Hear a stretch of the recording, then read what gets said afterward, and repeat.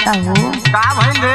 कैसन मम्मिया थई? मम्मिया लौकत ह। हाँ। जे की पढ़ला हुआ समझला, तू का जानबा? कितना पड़ गल, का पड़ गल तोके? ला सुना। सुनावा। काम धंधा से टूटे मोर शरीर रजऊ हो, हमरा उठता कमरिया में पीर रजऊ।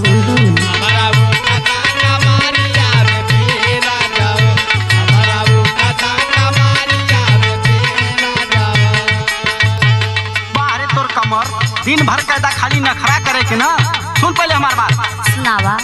कितना नाजुक बाटे तोर शरीर धनिया रे, तो से शादी कई के फूटल त कदीर धनिया।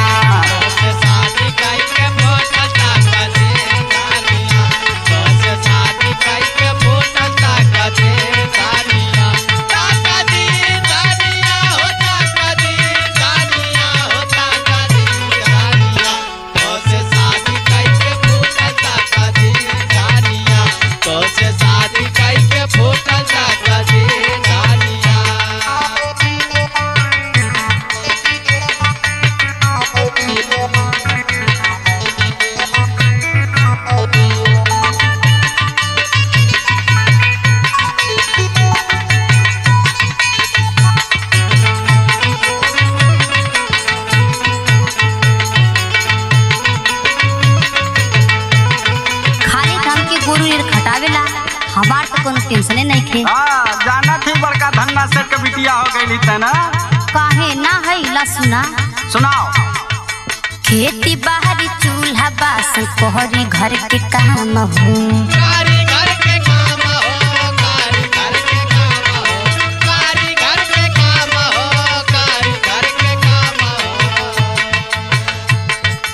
कब नाही दिनवा में कोहरीला आराम हो।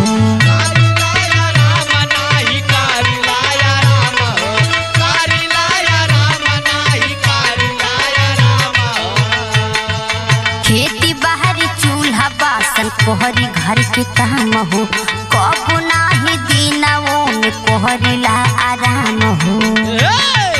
बथेला कपार बहे नीर रजऊ हो, हमरा उठता कमरिया में पीर रजऊ।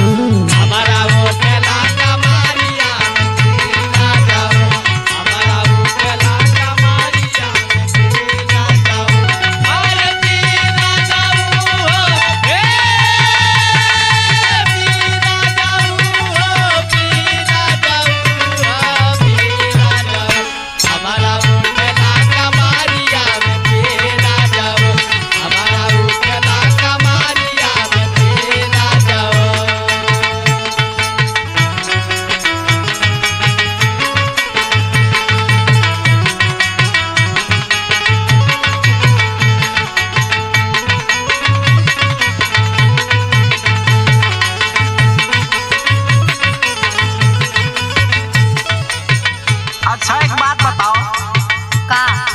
अब्बा तो के नैहर जाए के रही तो लगी कि दुनिया के सबसे ज्यादा खुशी तो ही के मिल गई लो। तब का जाता? हाँ तो हमारो बात है, सुन ले कान खोल के। सुनावा। सुनौतत बाड़ा। हाँ तो सुन। महीना में 4 बेरी जालू नैहरवा।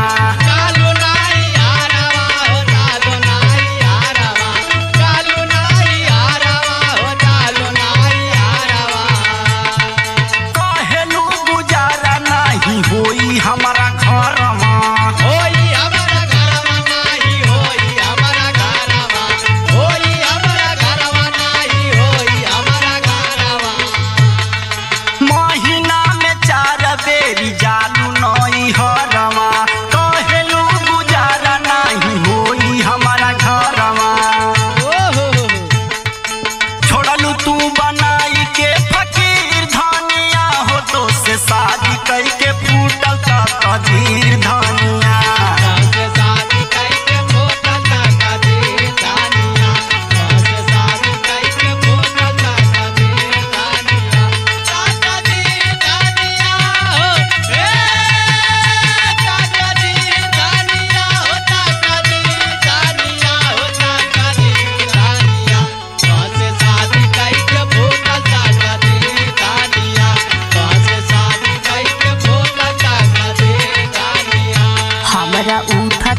कमरिया में तीर रजऊ तोहसे शादी कई के फूटल तक कदीर धनिया